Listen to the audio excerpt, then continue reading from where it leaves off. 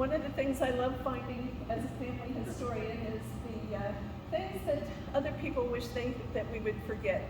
You know, when my grandmother said, "Oh, you don't want to hear about that," it makes me want to hear about it even more. Yeah. Well, thank you all for coming this evening. My name is Cathie Schoppenhorst. I live in the Marthasville area. 4 of you know me already, so I really appreciate you coming out today. And I am not a graphic artist, so my slides are kind of plain Jane, just to kind of give you an idea of what some of these documents look like. John Jones was born in Kentucky, the son of Giles Jones, who was a native of Wales. Dr. Jones came to the Missouri Territory around the time of the War of 1812. Later, when Dr. John Young founded Marthasville, Dr. Jones advertised that he had started his practice at La Charette, or Charette Village, in 1817. And when Dr. Young founded Marthasville that same year, they joined together in their practice. Dr. Jones enjoyed a wide practice and was also the surgeon for the state militia. He trained Dr. Elijah McLean, and they attended Daniel Boone during his final illness in 1820. Being an educated man, he served as witness to legal transactions such as wills and deeds. The marriage of Dr. Jones to Minerva Calloway is recorded in St. Charles County in 1818. She was born in this area in what was then Spanish territory around 1801. She was the daughter of Flanders and Jemima Calloway and the granddaughter of Daniel and Rebecca Boone.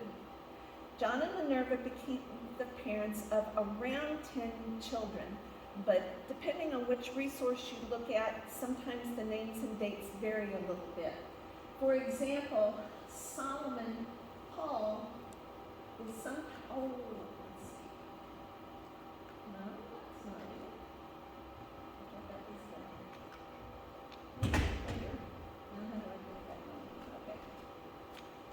Okay, Solomon Paul right here is sometimes listed as Paul S., and on some lists they're listed as two different persons. 3 of his sons became doctors: Daniel Boone Calloway, Solomon Paul, and Samuel Hills Calloway. Daniel Boone Calloway has a tombstone over in the Newport Cemetery outside of Washington, or in the Washington area, and the bottom is broken off, so I don't have his death date, and that's something I'd really like to add to my records if anybody ever finds a reference to that. It's not in the usual sources such as Lillian Oliver's book or Hazel Sprecher's book.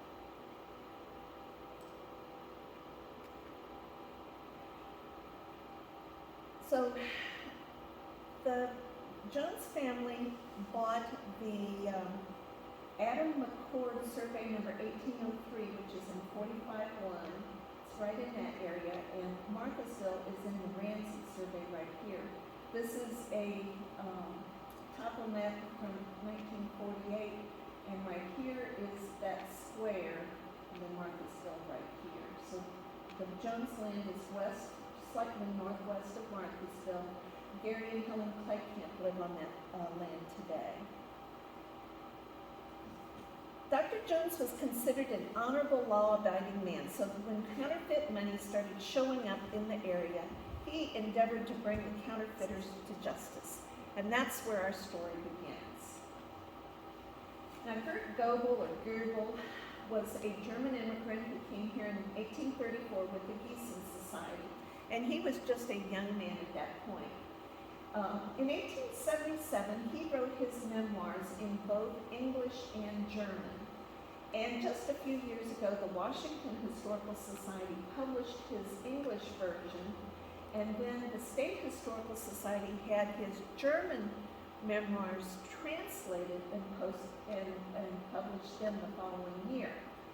The 2 books have most of the same stories, but they tend to be worded differently.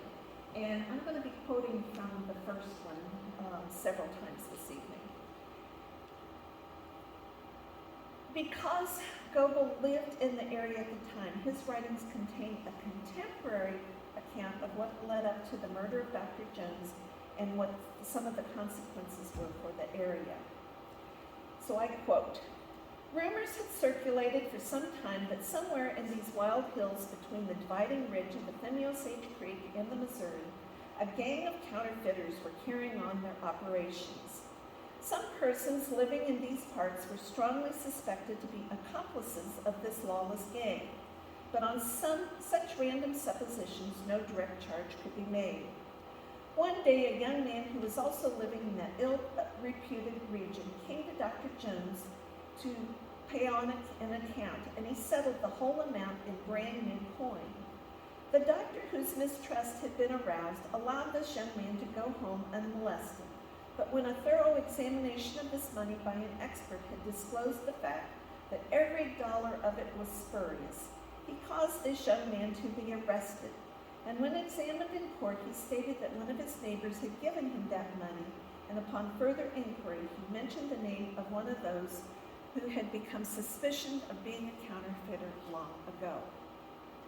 So at this point, I want to turn to the St. Charles County Circuit Court for a complaint that was filed 19 February 1841. And I'm just going to give a summary of the complaint because the legalese language would take an extra hour to read all of that.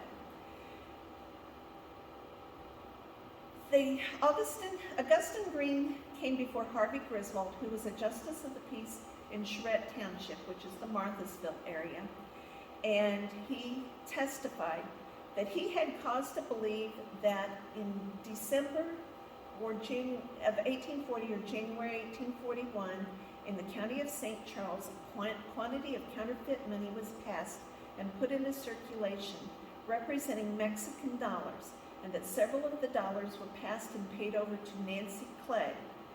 And he believed that George Murdoch was guilty of doing that.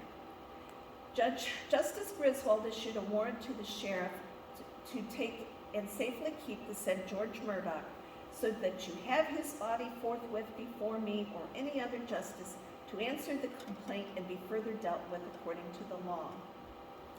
He authorized John Jones to execute and return this writ to bring in the defendant. 3 days later, Gordon Wallace, who was a constable of Osage Township, brought Murdoch before the Justice of the Peace, James Vincent. The defendant requested time to procure counsel and witnesses, which was allowed. Subpoenas were issued for Gordon Wallace, Nancy Clay, Matthew Clay, Robert Scammon, William Eaton, John Jones, John Zumwalt, Henrietta Zumwalt, John Sylvie, and Jesse Zumwalt on behalf of the state, and for Erasmus Rippard, John Murdoch, William Zumwalt, and James Murdoch for the defendant. Prosecutor Green then testified, "I have cause to believe that there is at this time in the house of Mary Murdoch in the county aforesaid a quantity of counterfeit money purporting to be silver dollars, and perhaps other coin, together perhaps with the necessary apparatus for making the same. This coin, I believe, has been seen in a trunk upstairs in the said house of the said Mary Murdoch, and was claimed by George Murdoch, a son of the said Mary Murdoch." Justice Vincent issued a search warrant for the home of Mary Murdoch. On February 24th, Augustine Green for the state and Edward Bates for the defendant were ready for the preliminary hearing. George Wallace, the constable, testified he had executed the writ by entering the house of Mary Murdoch and making a search according to the order of the writ, but found nothing. He charged a $50 fee for his service. George Murdoch pled not guilty and stated he believed that the money he paid to Mrs. Clay was good. When asked where he got the money, he said, "I decline making any further explanations in reference to the case." Justice Vincent then called Robert Scammon, who refused to testify, so he was dismissed by the court. Erasmus Rippard was then called and sworn, and he stated that sometime last fall, George Murdoch had offered to pass him a piece of coin purporting to be a Mexican dollar. He told him he didn't think it was good, and that if it was not good, he would take it back and give him other money. There was speaking back and forth, and Murdoch interrupted again. "I was willing to redeem the dollar by giving you good money." And Ruppard said, "Yes, you did," and did not show any reluctance to do so. Ruppard said he was a farmer and did not consider himself to be a first-rate judge of coin money. But he said, "I have often seen counterfeit money, sometimes in the hands of those I did not suspect." Next, Matthew Clay was called. He believed the coins on the table, which were the evidence, were the ones which he took to Dr. Jones. He received the money from his mother and did not think it was good. The collector refused to take it, so he took it to Dr. Jones, who took it from him conditionally. Besides the money he took to Dr. Jones, there was $23 which Mr. Murdoch came back and redeemed for good money. He supposed Mr. Murdoch did it to make the money good. Mrs. Nancy Clay was next to testify, and she said that on the first Sunday in October last, Mr. Murdoch came to my house to pay me $88, and it included a gold piece worth $16. I told him I was no judge of gold, and I wanted the money for Dr. Jones, and that if Dr. Jones would not take the money, Murdoch must make it good. He said that he would count $45, including the gold piece, and we put it in my green purse in a trunk and locked it up, and it stayed there until January, when I sent my son Matthew to Dr. Jones to try the money to see if it was good. When the county collector was at her house, he told her that the Mexican dollars were not good. The collector only saw $7 she had in her purse and not the money she sent to Dr. Jones. Murdoch then came and redeemed $24 she had for good money. He was not sure if they were the same quality as those in evidence. She admitted that Murdoch is her nephew and that they were on friendly terms, and she thought that Murdoch felt that the money was good when he gave it to her. When the collector told her to have it examined, she thought Dr. Jones would be able to tell. Her son told her Dr. Jones said the gold was counterfeit and also the 14 of the Mexican dollars.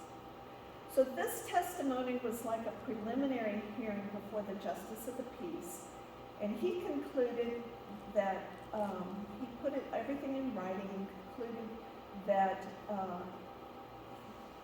that Murdoch should appear before the judge of the circuit court at the next term in May 1841 and answer the charge.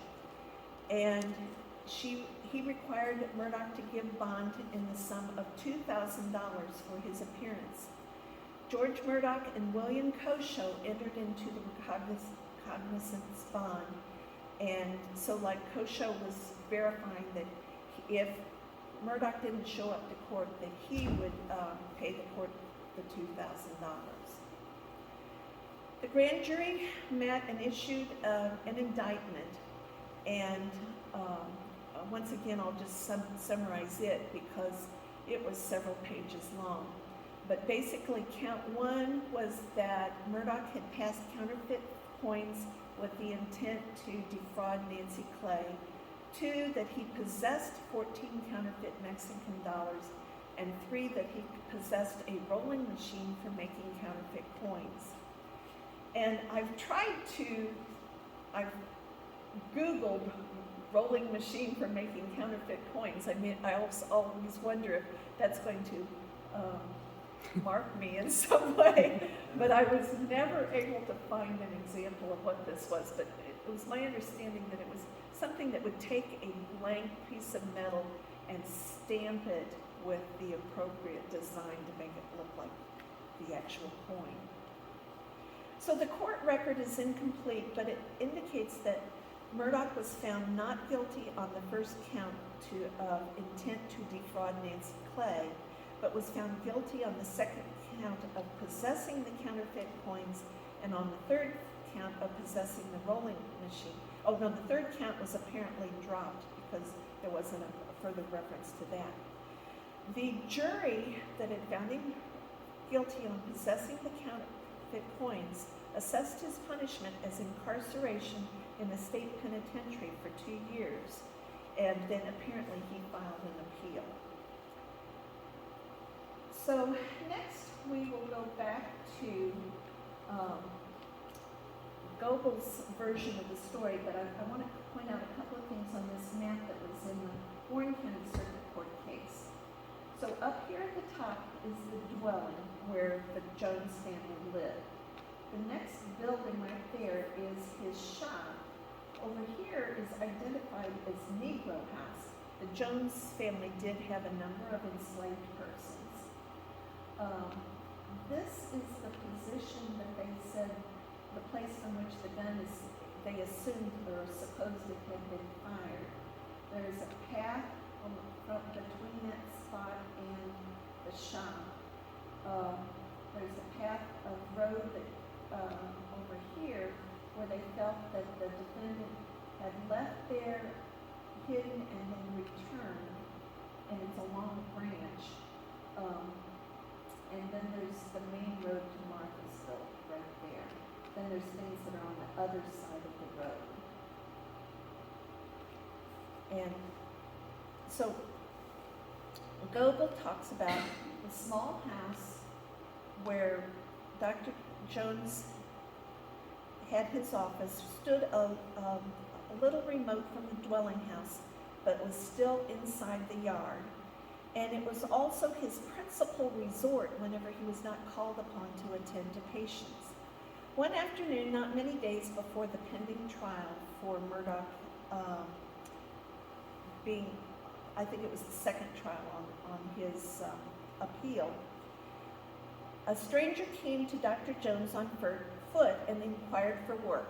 The doctor, who was a wealthy slaveholder himself, told him that he had hands enough of his own, but he remembered to have heard that one of his neighbors in the bottom wanted some hands for wood chopping. He gave him the necessary directions to find the designated farm, and after they had conversed a while yet about other apparently indifferent matters, the stranger took leave. It did not appear that the doctor had noticed anything uncommon about this stranger, but this fellow had attracted the attention of one of his younger sons in a very great degree. Nature had bestowed upon this young man a remarkable gift of active and acute observation, and whenever he had noticed anything with interest, he was able to describe the most insignificant details exactly, and for a long time subsequently. The young man had kept his eye firmly on this stranger during his whole conversation with his father, and even had looked after him when he walked off.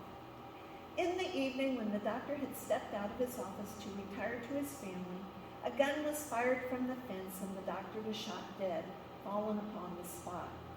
Very soon, the whole neighborhood was alarmed near and far, and the next and most natural impulse was to inquire for the perpetrator.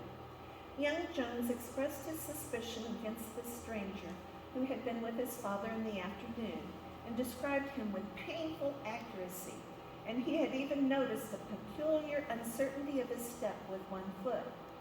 As snow was on the ground, the track of the stranger was followed up, but it did not lead very long in the direction of the house which had been pointed out by the doctor, but it turned towards a hillside back of the yard to a large tree, from which the door of the office could be seen.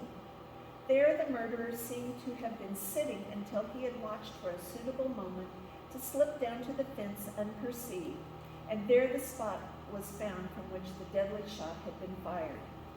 The description of the person given by the young Jones was so exact and explicit that the murderer could be recognized whenever he might be found.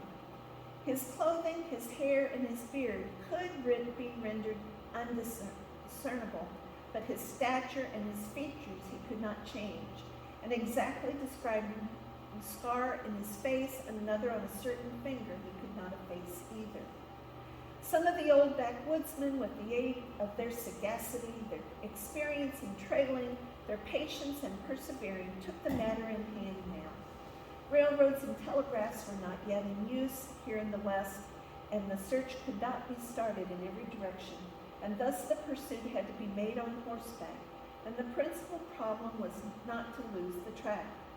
After traversing Missouri, Arkansas, and even a part of Texas in the various directions, but always on the trail, these men succeeded eventually to overtake and arrest the murderer. The apprehended murderer was a notorious desperado by the name of Billy Whiskers, which was, however, just one of his numerous aliases. This fellow was recognized and identified by young Jones in open court. So now we'll go back to circuit court records. Augustus Green came before Justice of the Peace William James on the 3rd day of February 1842, and being duly sworn said that on the 21st day of January, so it was just a couple of weeks later, Dr. John Jones was shot through the body with a lead ball which lodged in his left arm. Said shot with the lead ball, he, the saint, said John Jones died.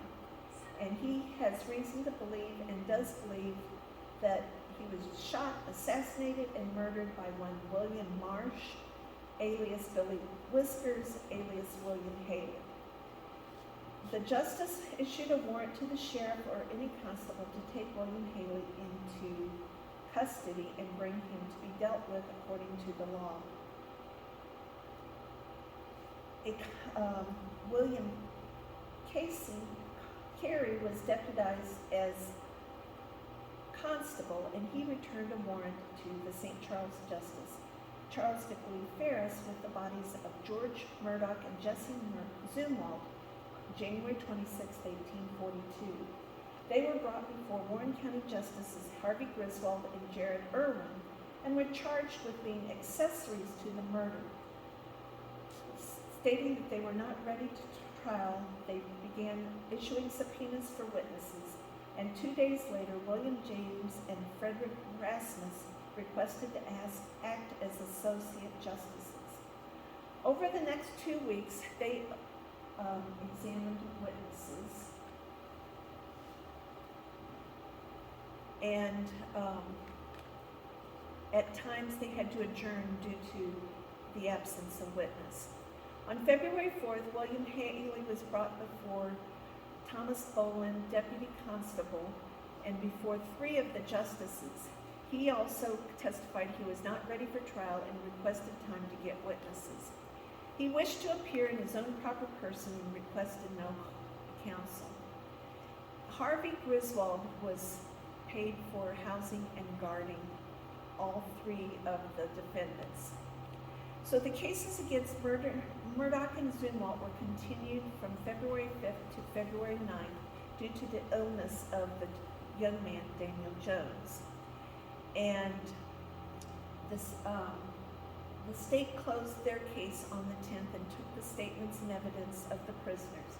They were each charged with being an accessory before the fact with William Marsh, or his aliases, for the murder of Dr. Jones. Each pled, "I am not guilty of the charge and know nothing about it."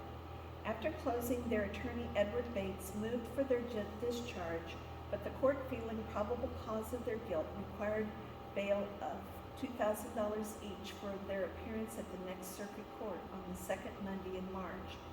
Both men posted $2,000 bonds, and these are copies of the bonds that were in the circuit court records. And again, the securities on these bonds are William Kosho, James Bell, John Murdoch, and James Murdoch.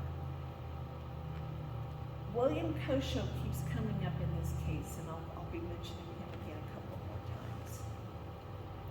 So the state's witnesses against Haley were examined, and this was a list of the witnesses that were subpoenaed, and I listed the ones from St. Charles and from Warren County, which I assume hopefully you can read it from there. And Haley did not call any witnesses for his preliminary hearing. After the charges were made known, he pled not guilty. Justice James then wrote that it is considered by the justices that there is probable cause to believe that the prisoner, William Marsh, alias Billy Whiskers, alias William Haley, is guilty of the charge alleged, and that he be committed to further trial, and that the constable take charge of the prisoner and convey him to the jailer of the county for safekeeping till the next term of the circuit court until he was otherwise discharged. So he was jailed where Murdoch and Zumwalt posted bond, and they were free on their own recognizance to the next trial. Each of these witnesses also had to post a $50 bond, swearing that they would come back for the for the next hearing, or actually for the grand jury hearing. So in March 1842, Ezra Hunt, judge of the 3rd Judicial Circuit, ordered Sheriff Benoni McClure to impanel 16 good and lawful men to serve as a grand jury. And they issued after examining all of these witnesses, they issued a true bill indictment, which I transcribed into 1.5 pages, single space type. It was 5 pages written out. And this is just an excerpt from one portion of the page, indicting William Haley. And it seems like it repeats itself over and over again. It's like Dr. Jones was shot. He was shot with a lead ball. He was shot with a lead ball that was put in the rifle. It was shot, powder was added to the rifle. And each step of the shot, the process was like 2 sentences. And then they'd go back and repeat the whole thing over again. Oh, by force of the gunpowder, it sent forth the lead ball. The said John Jones, it did strike, penetrate, and wound, and upon the left side of him, one mortal wound, of which said wound he died, and so on. So that Billy, we'll call him, did willfully, deliberately, and premeditatedly did kill and murder. That was count 1. Count 2 was that George Murdoch and Jesse Zumwalt feloniously and of their malice aforethought, willfully, deliberately, and premeditatedly were present, aiding, abetting, and assisting Billy. And the 3rd count was that George Murdoch and Jesse Zumwalt, before the aforesaid was committed, they did feloniously and maliciously, willfully, deliberately, premeditatedly incite, move, procure, and counsel, hire, and command Billy, otherwise William Haley, to murder in manner and form, and do and commit, contrary to the form of the statute in such case made and provided, and against the peace and dignity of the state. So this time, Murdoch and Zumwalt, after the grand jury, each had to post a $4,000 bond, and William Kosho, Thomas Kelly, David Gilkey, and James Murdoch were the securities. That was in March. In April, the counterfeit charges against George Murdoch in the St. Charles County Court were dropped because of the loss of their primary witness, Dr. Jones. There are no transcripts of testimony from that particular case, but there had been periodic motions for continuance for want of witnesses.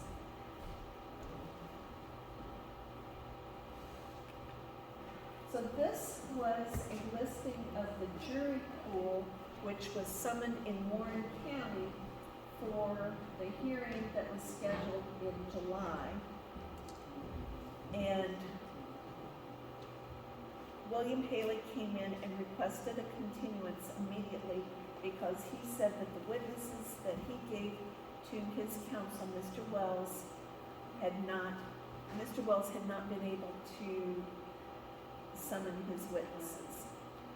One of those witnesses was Captain Blood of the steamboat Caspian, Mr. Gregory, a clerk, and another clerk of the boat, and a number of people who lived in Cairo, Illinois, and Captain Irvin of the Steamboat Tennessee Valley. He considered these people to be material to his defense and that he could not go to trial without that. So in October, they go back to trial. This was his request for continuance part of that time. He was then remanded back to jail. It was interesting, he was being held in jail in Troy, and I don't know if that was because there wasn't an adequate jail in Warrenton at the time, or if it was to protect him, because frontier justice sometimes broke into jails and took care of things, but the sheriff of Troy was getting paid to take him back and forth to court. So, court was continued to October. He was given 3 more months to produce his witnesses. And William Kosho comes to court and testifies, and this is what that looked like. Basically, Billy's attorney had hired Kosho to go talk to the steamboat captain and to look at the ledger of the steamboat and to get the clerk of the steamboat to come to court. And Kosho also had to going to be in St. Louis anyway, so talk to the St. Louis sheriff and hand him the subpoenas for the various people that Billy wanted brought to court. And so Kosho did that, and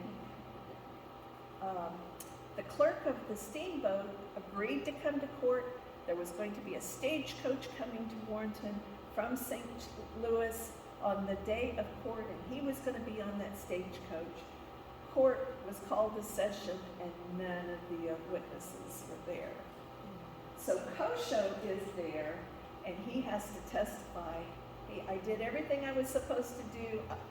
The sheriff assured me he was going to serve these subpoenas, and the clerk assured me he was going to be in court, but he did not show up. He was ignorant of the cause of their absence. Let's go back for a minute. So then the case, this was in October of 42, the case was continued until July of 43, 6 months later. Well, no, 9 months later. Apparently the clerk came to court with the register saying that Billy Whiskers was on the steamboat at the time of the murder. The jury had no recourse but to find Billy not guilty of the murder. And so the circuit attorney entered a plea of the Latin term, meaning he was dropping the charges against Murdoch and Zumwalt. And it was kind of interesting to see that the costs of prosecuting the case was $1,308 against Haley, $20 against Zumwalt. Never did understand what his role in this was, and $383 against Murdoch. So in summary, in early 41, George Murdoch was charged with counterfeiting. Dr. Jones was murdered approximately a year later in January of 42. By the end of 43, all the cases were concluded, leaving the 1885 history of the county to say that no one was brought to justice for this murder. But Godel explained how the people really felt. An alibi sworn to by some witnesses from Tennessee was admitted as evidence, and thus the jury rendered their verdict not guilty, and consequently the defendant was acquitted. The acquittal of this fellow, who was believed by everybody to be the murderer, and whose condemnation was expected by positive confidence, did by no means tend to pacify the minds of the people. It was said that far-branched vigilance organizations had been in operation at that time, that the counties of St. Charles, Warren, Montgomery, and Callaway had been represented therein, and it was also related by reliable persons that numerous patrols on horseback had traversed these immense bottoms by day and by night, and that every stranger, especially pedestrians who were not known, had been stopped and submitted to a severe examination. And if such travelers could not give satisfactory information in relation to their personality, or had been made themselves suspicious otherwise, these unfortunates had been tied to trees and whipped almost to death. Goebel gave an example of one time when he took the ferry across from Washington to North Washington. He was met at the ferry by some of these vigilantes, and they gave him the third degree of who he was, where he was going, where he had been, where he had lived, who he knew, and he was well known in this Washington community and was able to name all of the important people who were living in Washington at that time, and so they let him go. But the story wasn't widely known. Here is an article in the New York Daily Tribune, August of 1842. See how Marthasville is spelled. But it talks about one of the regulators has been recognized and tried, but no cause is assigned for the outrage except that travelers were suspicious-looking people, and now in consequence of the recent assassination of Dr. Jones. So that's essentially the end of the story. I have a little more. What happened to the key players in this story? So in December of that year, Murdoch married Caroline Kennedy, and they became the parents of Mary Alice, who married Richard Matson, grandson of William Kosho, who was raised by Jonathan Bryan, and William's son, Andrew Jackson Kosho, was married to Eliza Lydia Howell, granddaughter of Flanders Calloway and Jemima Calloway. I portrayed her in the Thomas Howell Cemetery tour a few years ago. She is a character, and so many of her memories were submitted to Lyman Draper and are available in the Draper manuscripts. 2 years after all of this, the steamboat Caspian hit a snag on the Mississippi and sank, killing the 40 German immigrants that were on board. Captain Blood went on and founded Boatman's Bank in St. Louis, and Clerk Hodgman became the cashier of Boatman's Bank. Both were considered well-respected citizens in St. Louis. Meanwhile, the widow Jones went on and carried on her husband's business for 9 more years before she died.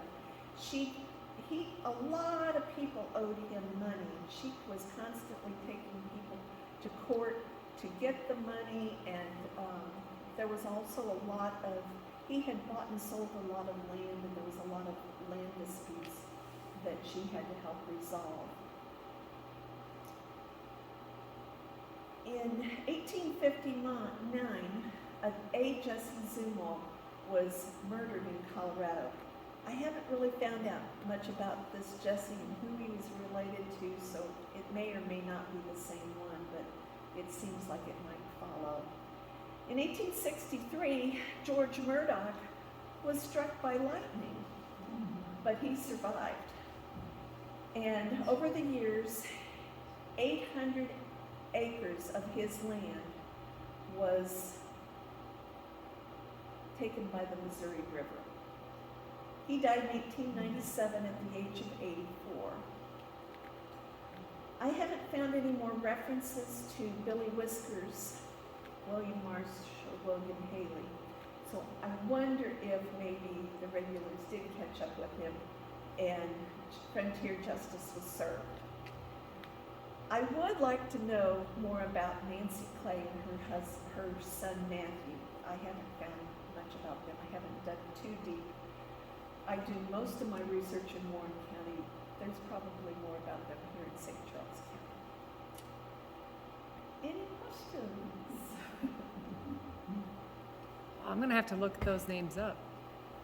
St. Charles County. Yeah. So how did you run across this story? I mean, what was fascinating to you? Just because. Well, first, processing the circuit court case as part of the local records preservation project in Warren County. And then, just finding the small references to family history and pioneer families and things like that. But then how Goebel described it in such detail, I thought that, it confirms the court case. The county histories really don't confirm the court case. They almost sound like nobody was ever brought to trial. It wasn't that he wasn't brought to trial, he just wasn't found guilty. Right. But later on down the road, justice was, quote, served? You don't know. He disappeared from the written record. That doesn't mean he's not out there with a different alias, since he had 3 aliases that we knew of here. Right. Sneaky. Yes. Yes. Yeah. Well, thank you, Kathy, for. Sorry. Kay has a question. Is this like a normal court case, or you just referred to that a little bit? So this is one of the very few that's in this great a detail? Court cases that are appealed tend to have very detailed transcripts made of the testimony that's submitted to the appeals court. If it went to the St. Louis Court of Appeals, if it went to the Missouri Supreme Court, then there are detailed transcripts of the testimony. In this case, there were somewhat detailed transcripts of the preliminary hearings that were before the justices of the peace. And so I have like a 3-page transcript of one and about a 5 or 6 page transcript of another one where they told who they called and what they testified to. I have a case in Holstein that was about a pond that was considered a nuisance, and everybody in town was subpoenaed to testify about this pond, and it went to the St. Louis Court of Appeals twice. There are over 100 handwritten pages of testimony in that circuit court case. A typical circuit court case, you do not have all the details. You'll have the handwritten copies of the bonds and the subpoenas and the statement requesting a continuance. A lot of times those court cases don't even have the final disposition of the case. You have to go to the written books to find out whether the person was found innocent or guilty. The exception to that is jury trials. There tends to be just a small handwritten piece of paper, found guilty or found innocent, and signed by the jury foreman in the case files. But if it was just heard by a judge, you have to look at the record book for the disposition of the case. So the court cases haven't changed a whole lot. Now you have your person typing everything as it goes along, and not these handwritten things that can be so difficult to read. Oh, I'm sure. Yep. Okay. Well, thank you, Kathy.